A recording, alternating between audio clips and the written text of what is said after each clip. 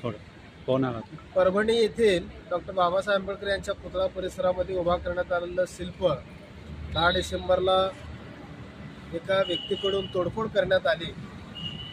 व्यक्ती एक जरी दिसत असली तरी हे काम एका व्यक्तीचं नाही आहे. या पाठीमागे ज्या शक्ती आहेत, ज्या राष्ट्रद्रोही शक्ती आहेत, त्यांचा शोध प्रशासनानं घेतला पाहिजे आणि खऱ्या अर्थानं या पाठीमागच्या कंटकांना अटक करून त्यांच्यावरती राष्ट्रद्रोहासह अन्य गंभीर अशा स्वरूपाचे जे गुन्हे लागू होतात ते लागू केले पाहिजेत, अशी बहुजन समाज पार्टीची मागणी आहे.